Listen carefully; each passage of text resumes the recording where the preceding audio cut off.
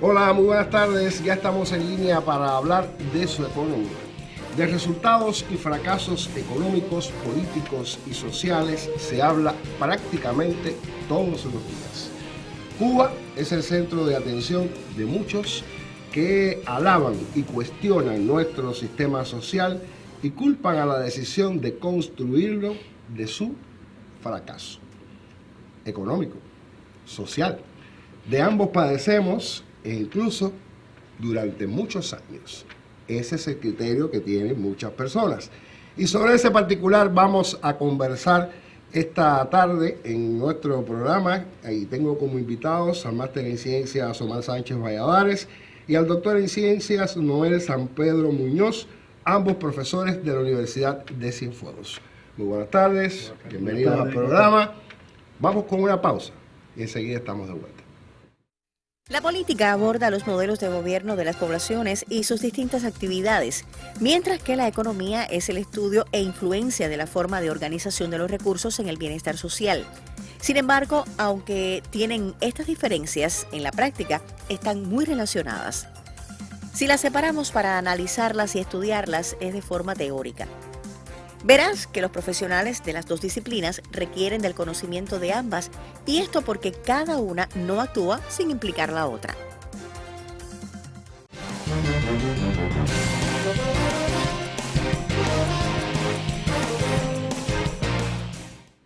Bien, a partir de lo que hemos escuchado, mi primera pregunta se impone.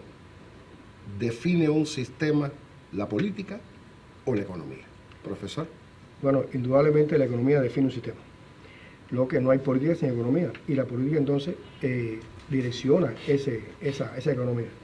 Pero los elementos económicos y la capacidad económica y de reproducción que tiene un país es lo que define su posibilidad de hacer política e incluso de construir planes sociales, de construir líneas de trabajo, ¿no? Si no tiene economía no se puede. En mis tiempos de estudiantes estudié la economía política del socialismo, la economía política del capitalismo.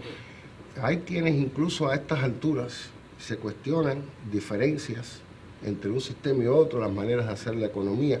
Sucede de esa forma. Digamos que la economía debiera ser un elemento que traza, ya usted me decía que define la política, pero que traza, digamos, el sistema, las maneras de hacer, el enfoque, todo lo que compone entonces ese sistema en un país. Profesor. Bueno, coincido con mi compañero en que realmente hay una interrelación dialéctica entre política y economía, donde la base económica determina esa superestructura y la política como parte de la superestructura, pues por supuesto está dimensionada, está relacionada. No obstante eso, hay una influencia de esa política sobre las bases económicas desde el punto de vista de la dirección, desde el punto de vista de las políticas, de las estrategias, etcétera. Por supuesto, hay, por tanto, repetimos, una interrelación donde, por supuesto, no se puede hacer política en el sentido de lograr los propósitos, los objetivos, si no se contenta, no se sustenta en una base económica, en un tener, en un producir, en tener los recursos, los materiales, las mercancías, los productos. Entonces, por supuesto, ahí hay esa interrelación.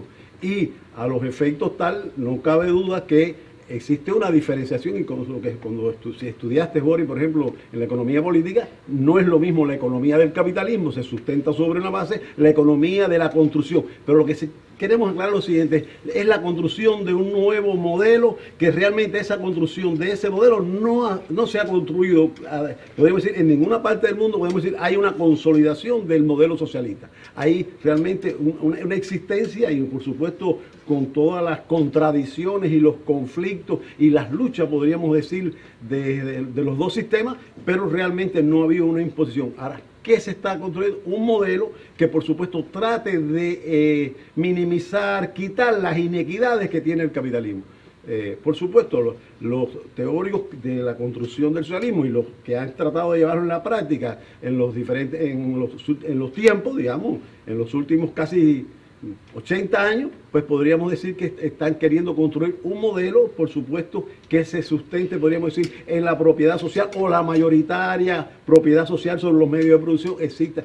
Pero por tanto es un proyecto, hay que irlo construyendo, hay que irlo haciendo y bajo las condiciones que se nos están dando, por supuesto, que es de muchísima dificultad, podríamos decirlo, un capitalismo, digamos, masivo, digamos, si no totalitario, por lo menos en lo fundamental, y eso complica las relaciones económicas. No lo sabremos en Cuba, las complicaciones que tenemos para nuestras relaciones, para poder construir ese modelo que queremos construir.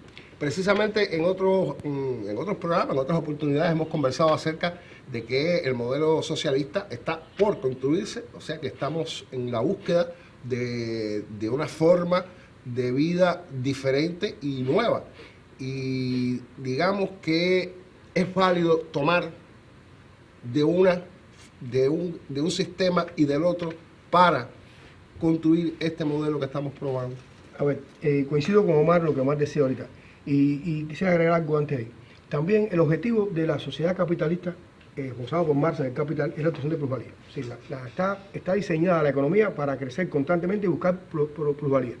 El objetivo de la producción socialista, cuando existe el sistema socialista, como dice bien el profesor Omar, no existe todavía, está en satisfacer necesidades cada vez más crecientes de la población. Son dos elementos diferentes. Hablamos del plusproducto, a ver si yo recuerdo. Sí, hablamos del plusproducto. Mi tiempo de estudiante. La llamada plusvalía o plusproducto. Realmente hay un problema de traducción ahí también. Según la doctora Isabel Moral, el término realmente no era ni siquiera plusvalía, era plusvalor o plusproducto. Pero la traducción en alemán, una palabra en alemán muy compleja, que a veces no tiene ni traducción al otro idioma, pues entonces generó esta en castellano, ¿no? La plusvalía. Es el plusvalor. Estamos hablando de esa cosa. Ahora, el objetivo es, en el capitalismo es, en el socialismo otro, es satisfacer necesidades cada vez más crecientes. Y eso hace falta, como dice bien el profesor Omar, hace falta economía. Es decir, hace falta recursos, hace falta producción para producir eso. Y en ese contexto tan complejo, en un capitalismo globalizado, como dice el profe también, es un capitalismo que es el primer sistema mundo que ha existido. Anteriormente no existió ningún sistema mundo como el capitalismo, está en el mundo entero. Es muy complejo porque además el capitalismo ataca a la visión socialista, cualquier visión socialista que exista. Se intenta, lo ha logrado China, China eso ha ido por ese camino de ir mezclando medidas capitalistas con medidas socialistas. El Che decía que no se construye el socialismo con las mismas medidas del capitalismo. Y lo que nos queda claro, al menos me queda claro a mí, es que recurrir a medidas capitalistas para tratar de impulsar la economía socialista, lo que conduce es a la formación de una clase que ajena al socialismo. Incluso a diferencias, que el profe también decía, a inequidades que no debían estar en el sistema socialista. Lo que pasa es que el socialismo nunca ha estado. Y también una cosa es lo que está en la teoría, lo que pensaron los fundadores, Marx, Engels, Lenin, los que vinieron después, Fidel, y los teóricos que han estado, que están todavía en la teoría marxista y la teoría del socialismo, y otra cosa es la práctica real, que es mucho más compleja. E incluso nosotros en Cuba, por ejemplo, en un tiempo hablamos de igualdad, pero Marx nunca habló de igualdad, Marx habló de equidad, son términos diferentes. Marx hablaba de un sistema equitativo que no es igualitario, no podemos ser iguales, sí somos equitativos. Y Marx tenía un concepto que a mí me gusta mucho. Marx decía, la verdadera igualdad radica en la forma desigual de tratar a personas desiguales. Y ahí está la equidad. Es decir, cada cual debe decir lo que necesita para hacer. Pero para poder dar eso, hace falta una producción de base. Y en lo particular, yo en lo personal, considero que no se debe jugar con las medidas capitalistas. Lenin también lo decía, Omar, ¿no? Si me equivoco me rectifica. Lenin también decía que la propiedad capitalista genera ideología burguesa y genera entonces burguesía. Yo quiero insistir, quizás no fui muy claro con la pregunta, y es que me refiero a que en los últimos tiempos, bueno, nosotros en un momento determinado, pues trabajamos y intentamos formar este sistema social solo con la propiedad social. O sea, el Estado, dueño de todo el sustento económico del país. Y en este minuto tenemos propiedad privada, algo que es clásico en el capitalismo. Funciona, insisto, funciona esa mezcla. A ver cómo, mira Boris, Lo que sí es cierto es que también tenemos que definir qué cosa es plenamente capitalismo y qué cosa, por ejemplo, es mercado, que no podemos asociar, y creo que en otros programas hemos un poco hablado o abundado sobre eso. Mercado le antecede el capitalismo y no sabremos en el futuro cuánto se va a proyectar. Sin embargo, el capitalismo sustentado, digamos, en esa propiedad privada, sobre todo sustentado en esa plusvalía o en el plusvalor, que es donde realmente existe la inequidad de la explotación, por supuesto, hay que irlo eliminando. No obstante eso, el socialismo tiene que construir su base económica y para construir esa base económica tiene que sustentar eso sobre algo. Y es por eso incluso los clásicos hablaban acerca de que los países más desarrollados serán los que transitarán. Y por supuesto Cuba nunca ha sido un país desarrollado. Incluso los países que han intentado hacerlo no son los países más desarrollados. Por tanto, hay que tomar elementos, podríamos decir, del mercado, hay que tomar elementos de la economía, para decirlo de alguna manera, de la economía, de los procesos, buscar la eficiencia, la eficacia, la efectividad, que son palabras muy importantes, muy interesantes a tener en cuenta. Lo que pasa es que en la construcción de este nuevo modelo también hay que ir unido a lo siguiente, también a crear conciencia. Sin la conciencia de un hombre, teniendo en cuenta, y el Che era muy enfático en eso, el nuevo hombre que hay que construir. No obstante a eso, nosotros tenemos que tener en cuenta que hay que experimentar, hay que buscar alternativas, hay que ser efectivo en la economía y para eso hace falta que haya productividad, que haya producción, que se satisfagan las necesidades. El profesor hablaba ahorita acerca de que la inequidad o la igualdad. No, la igualdad nunca no va a existir. Lo que pasa es que cuando hablamos de cierta igualdad, hablamos en el concepto podríamos decir que no haya la inequidad y de eso se trata. ¿Cómo podemos tener una distribución lo más adecuada? Pero usted no puede distribuir lo que no tiene. Y eso nos está pasando en Cuba. Tenemos una escasez perentoria, estamos en una crisis y eso crea situaciones que molesta y satisface a todo el mundo. Profesor, retomamos el tema en otro momento, hagamos una pausa y enseguida estamos de vuelta. El programa económico en línea promociona el tema que sugiere para cada semana en su página de Facebook y de Anex Cienfuegos. Si usted nos deja sus inquietudes, serán atendidas por nuestros panelistas.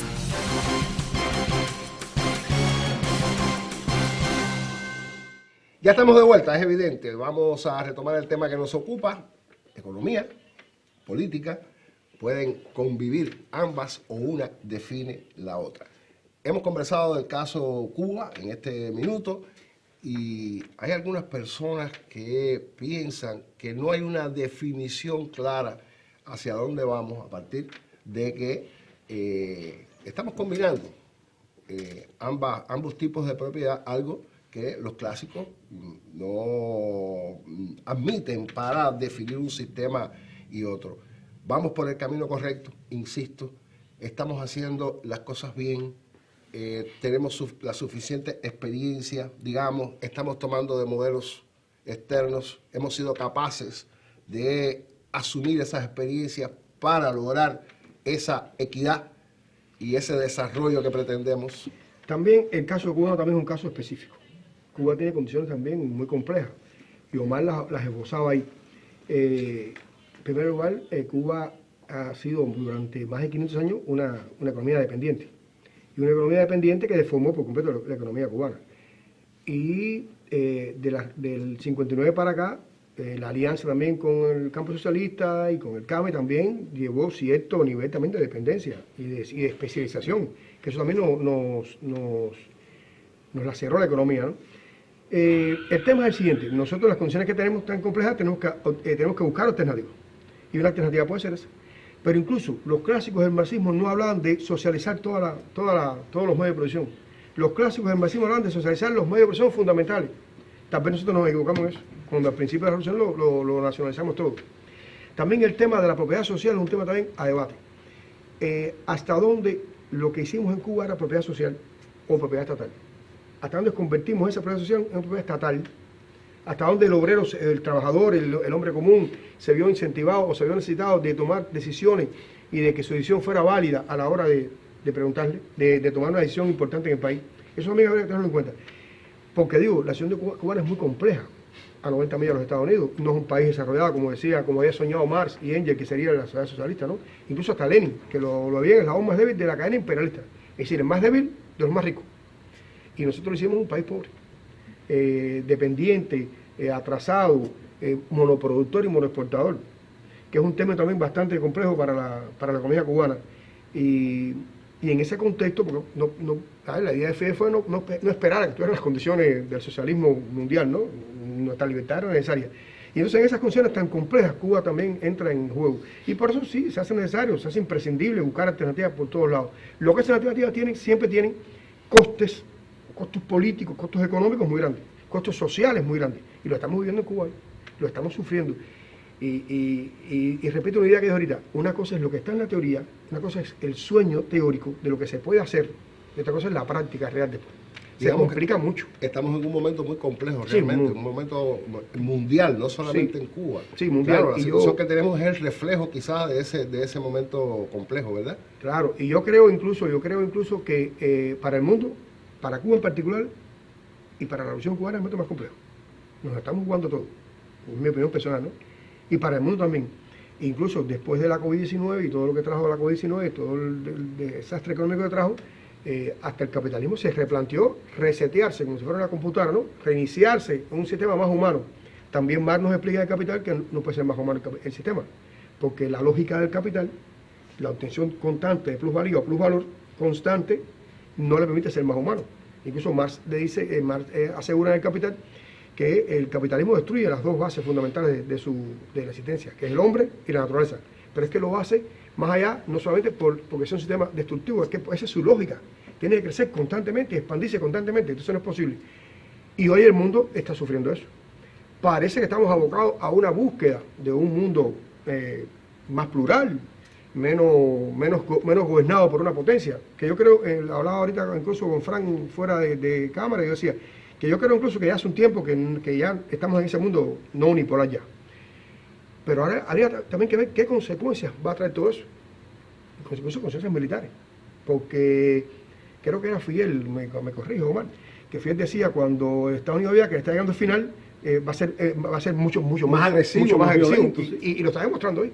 Lo está demostrando evidentemente, y mucho más el actual presidente de los Estados Unidos en sus últimos días en la Casa Blanca. Ahora bien, hay una cuestión que también se habla mucho por parte de las personas, quizás sin un conocimiento económico o político consolidado, y es que la experiencia de China y la experiencia de Vietnam hacen una combinación de capitalismo y socialismo, y de ahí está su desarrollo económico. ¿Pudiera ser así? Bueno, la explicación tiene que ser multifactorial, no hay solamente una causa. No somos China, China es un continente, Vietnam es un país también con muchos recursos, incluso que nos duplica, nos triplica en población, o sea, tiene diferentes condiciones. Esto no quiere decir que Cuba, por supuesto, no tenga, pero Cuba carece de grandes recursos, incluso de alguna manera por la estructura expuesta a ciclones, etcétera, etcétera. No tenemos los combustibles y la situación. Tenemos, digamos, la desgracia de estar a 90 millas de alguien que ha deseado siempre, y eso desde la llamada fruta madura y desde la doctrina Monroe y no sé cuánto, ha estado ahí impidiendo, haciendo todo lo posible, incluso sacándose un ojo por vernos ciegos. Esa es una verdad verdadera, para decirlo de alguna manera. A mí me gustaría decir también que no existen referentes para lo que estamos construyendo en Cuba. ¿Por qué? Porque el llamado campo satélite, y digo el llamado campo satélite porque realmente no existía allí, no se daba, digamos, todos los ingredientes para que llamáramos un socialismo. Habían diferentes problemas que se ha tratado, se ha abordado en la literatura, etcétera. Pero en las condiciones de Cuba, país pequeño, país con escasos recursos, bloqueado, en una situación difícil, se hace muy complejo. Ahora, ¿qué sí creo? Que es lo adecuado. Si nos equivocamos, tenemos que equivocarnos en grupo, en bloque. ¿Cómo lo hacemos? Hay que consensuar, hay que hablar con las personas, hay que dirigir incluso teniendo en cuenta qué piensan las personas. Y en la medida que en ese modelo nos impliquemos todos, tengamos conciencia, haya una real preocupación. Incluso, Boris, a mí me gustaría decir que alguna gente desprecian la política. No queremos hablar de política. La política es lo último. Yo quiero reafirmar, ser enfático en esto. Sencillamente la persona que diga que no quiere ser política o que no se mete en política, de alguna manera le está dejando que entonces otro se meta, haga las cosas. O sea, el hombre es casi que podríamos definirlo, alguien lo definió una vez como es un animal político, bueno, sin que sea ofensivo esto de animal. Podríamos decir, tenemos la esencia política, porque el político es el hombre que trabaja por la comunidad, es la persona, es el individuo que hace por la ciudad. De ahí viene el concepto, y por tanto conocer de dónde venimos es importante. Por tanto, hay que tener una posición política. De ahí entonces que usted pueda odiar, ¿qué cosa? La mala política, la politiquería, politiquería, sí. Y por supuesto, ahí estaría el elemento. Pero ser sencillamente un excelente político significa ser una buena persona, preocuparse, incluso contradecir la esencia de esa plusvalía, de esa, podríamos decir, enajenación del hombre, y eso hay que hacerlo. Ahora, ¿cuáles son los mecanismos? Por supuesto que no es fácil, tenemos que experimentarlo entre todos. Y las mejores inteligencias están cuando hay realmente consenso, cuando hay la teoría del grupo, cuando nos unimos. Ahí está. El más inteligente de nosotros nunca va a ser tan inteligente como la inteligencia grupal que sale de esa sinergia. Y por tanto necesitamos que el pueblo, que la gente entienda. Y cuando decimos pueblo nos referimos no solamente a un problema de mayoría, Boris, porque a veces la mayoría puede estar equivocada, pero a largo plazo la mayoría no se equivoca y si está bien manejada, si usa las herramientas adecuadas, por supuesto, tendremos un proyecto y las personas dirán, yo participo, yo estoy ahí está mi consenso, yo estoy en desacuerdo con esto, pero la manera que lo hicimos fue correcta y por tanto vamos para adelante. De inteligencia, profesor, vamos a conversar después de la pausa, así que usted mantenga la sintonía. La economía puede ser una herramienta de predicción. Como ciencia social, estudia cómo las familias, empresas y gobiernos organizan los recursos disponibles, que suelen ser escasos para satisfacer las diferentes necesidades y tener un mayor bienestar. Para eso usa la estadística predictiva, que ha sido de mucha valía para adoptar decisiones acertadas desde la política.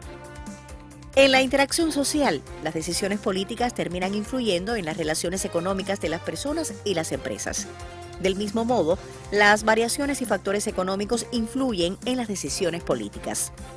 Por lo anterior, aunque parezcan dos esferas con cierto grado de autonomía, implican una relación de interdependencia, por lo que la colaboración activa entre ambas es indispensable para cualquier país.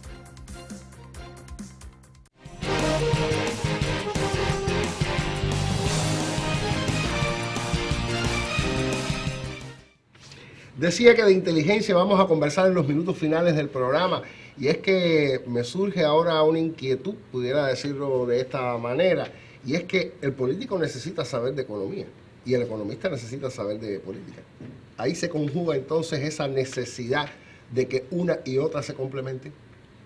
Bueno, si me preguntaras, Jorge, te diría, por supuesto que sí, la inteligencia hay que utilizarla para todo y de alguna manera hay que conocer de economía, por supuesto el político tiene que conocer de economía, el economista tiene que saber, he dicho en más de otros programas que la economía es demasiado importante para dejarse solamente a los economistas, tienen que participar todos, pero también lo inteligente está en que hay que llevar a un nivel de cultura del conocimiento económico, que las personas incluso en la vivienda, esa persona de a pie, esa persona tenga un conocimiento incluso de cómo funciona la economía, incluso que sepa comprar, que sepa vender, que sepa ser productivo, que sepa ser eficiente y eficaz. Realmente a veces somos, por ejemplo, muy abiertos para hacer algunas críticas diciendo, fulano esto, yo me pregunto, ¿qué harías tú?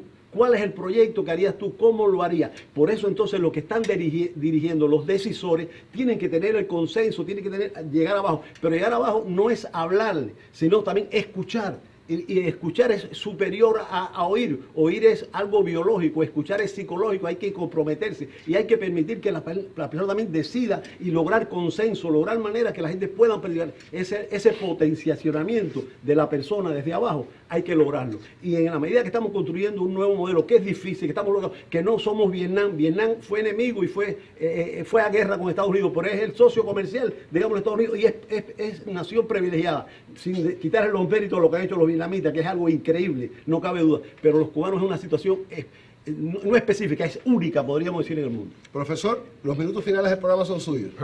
Además, yo diría, discúlpeme, de los políticos, que la economía es tan compleja, como dice el profesor Omar, la economía es tan compleja que no puede dejarse únicamente a los economistas, pero también la política es compleja, y no se pueden quedar únicamente los políticos. A los llamados políticos.